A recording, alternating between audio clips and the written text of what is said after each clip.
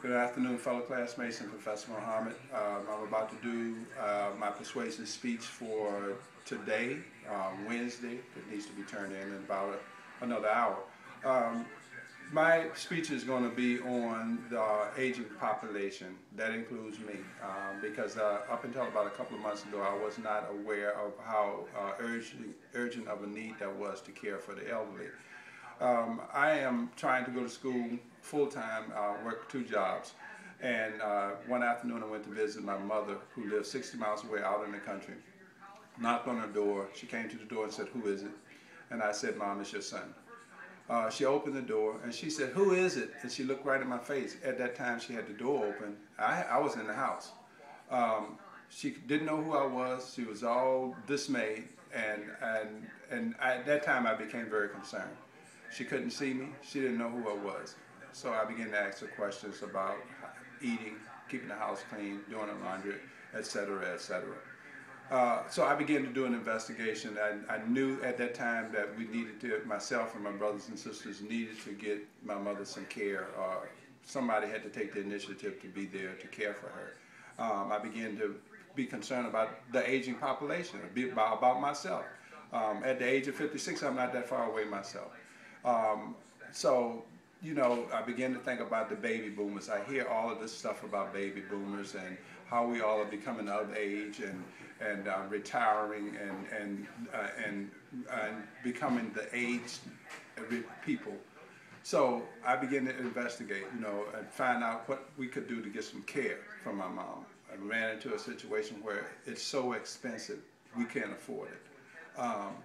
Then again, I looked back at myself and I started looking around all the people in my community that where I grew up that were aging, that were living by themselves and wondering how they were being taken care of. I went out and I found a job working as a direct support person to get some experience, to get some training, to be able to take care of my mom if needed so.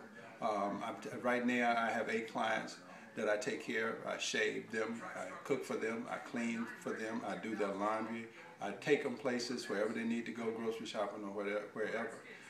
It gives me a great feeling.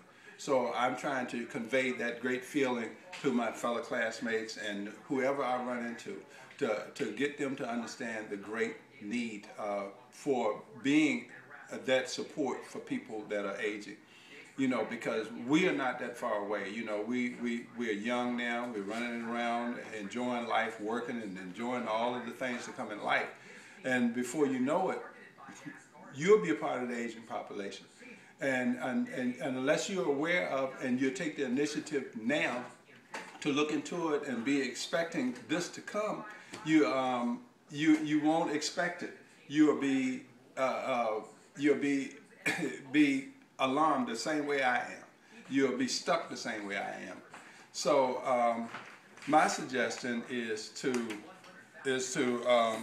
involve your families, make your families aware of it, of what's going on. We need to check in on our aging parents, our aging friends and neighbors to see how they're living. You know, because they won't readily admit that they cannot care for themselves. They'll continue trying to live the simple life, not getting the proper nutrition that they need, not being able to bathe and do their laundry, care for their homes, and we don't know what the conditions of their homes and their lifestyle is unless we pay close attention. So I am going back to my topic and saying that we really need to care, look into caring for our aging population because we all are getting to that point. I'm going to conclude my speech this afternoon. Thank you very much.